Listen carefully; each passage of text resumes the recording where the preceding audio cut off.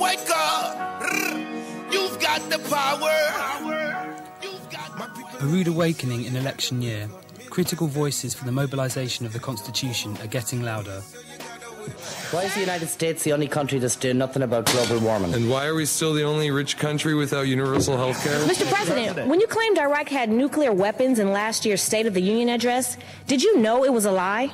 Mr. President, where are you? Wake up, wake up, wake up, wake up. Wake up, everybody, no more sleeping. New initiatives such as Wake Up or Move On are trying hard to mobilise young voters.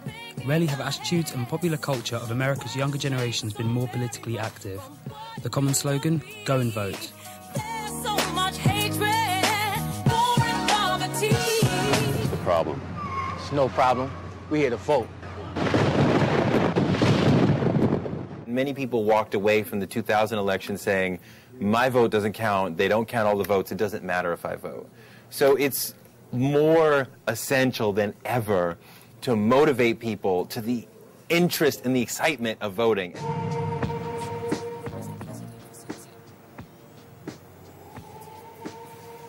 This time around, it is being made easier to register, including here in Harlem. Turnout will be a key factor in deciding the election, and in particular will hinge on the votes of America's African American, Latino and other previously disenfranchised voters. Writer Touré thinks America's stars of popular culture have a big role to play.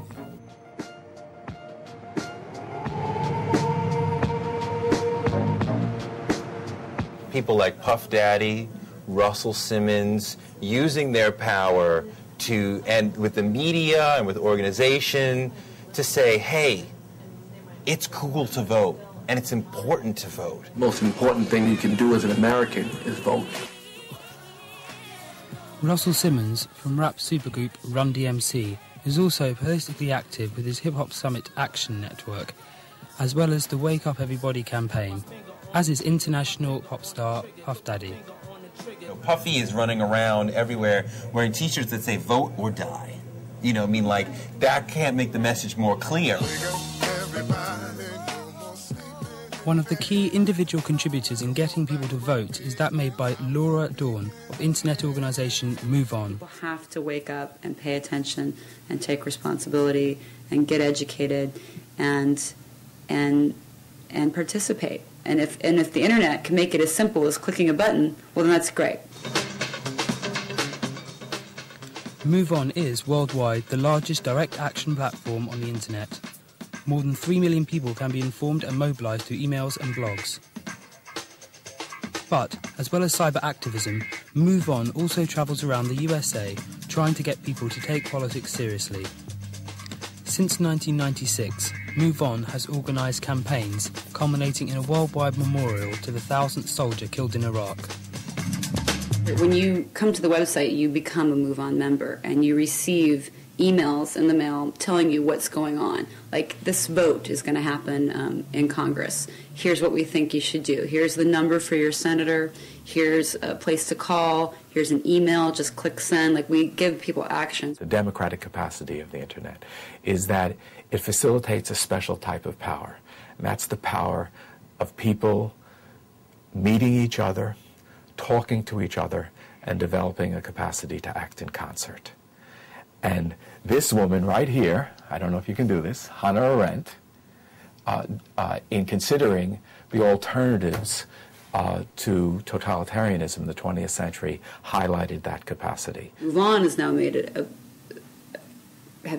it possible for just regular citizens to come together and form a lobbying group like that. So when a congressman or a senator gets a petition with 1 million signatures, or 500,000 calls and emails from a group of citizens, they're paying attention to that. It's not simply the candidates or the parties reaching the population. The population can actually form a candidate. The population, it's not just simply a question, let's use radical politics in the old model of the party agitator. The party agitator goes out to the masses to mobilize the masses. Well, in some ways now the masses have the capacity to actually mobilize the party leadership. President and co-founder of Move On is Wes Boyd. a former dot-com entrepreneur from Silicon Valley. There are no company offices, and the only official address is their web address.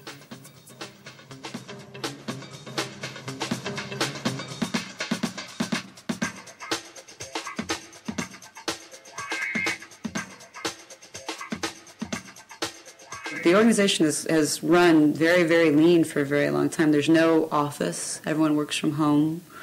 We email each other. We talk via phone. We do phone conferencing and IMs, and everyone talks online. But there's no... I haven't even met a couple members of Move On. We talk all the time. I think they're lovely people, but I could walk by them in the street and probably wouldn't know them.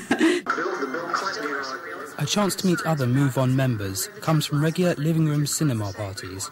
At hundreds of locations across the USA, thousands of people meet to watch the same film at the same time. Today it's Outfoxed, the much hype and hugely critical documentary about Fox News. Worried about the sanitizing effect of the US media, it meets with the majority of members' approval.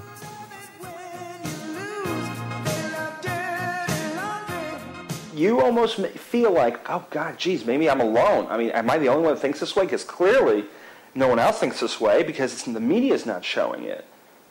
And then when you sit in a room with 35 people, or when you march down the street with 500,000 people, or you go to a meeting with 40 people, it reminds you, no, I'm not alone. And that the media is really reflecting their own collective conscience, and collective being a very small group of executives. Move On not only organises these meetings, but also helps fund and produce independent documentary. For Uncovered the Whole Truth About the Iraq War, 2,800 house parties were organised, and within 3 days, 30,000 DVDs were sold, raising over $1 million for the anti-Bush campaign. The work ethic of the members is also impressive. Most members offering around 10 hours a week for unpaid work. It seems many more would sign up too. People in this country are so utterly fed up that they will give up their time, and they will sacrifice time at the office maybe, or so on and so other places, maybe going to the movies or God knows what else, because they're so fed up. And to the extent that we are a capitalist country in ethos, it makes it all the more impressive that people are willing to give their time. 6 weeks before the election, Move On takes 500 volunteers from Wisconsin to train them in voter mobilisation in the endangered swing states. At the same time, prominent directors such as Richard Linklater produce TV commercials for Move On, paid for by donations. The newest hit in the long series is Jimmy the Taxi Driver. 15 of these characters are from Saudi Arabia. Saudi Arabia. A lot of people are saying, hey, look, Al-Qaeda, they're in Indonesia, they're in Pakistan, they're in Yemen, And George Bush is like, that's exactly what the enemy's expecting us to do. We're going to Iraq. They're using their noodle. I would never have anticipated that. Move On PAC is responsible for the content of this advertisement. Grassroots internet advocacy groups like this could play a wonderful role in American politics. For instance, if Bush did lose in the next election, I think that Move On and groups like Move On could exist to continue doing what they've been doing, letting the president and the representatives know this is how the people feel. This is what the people want.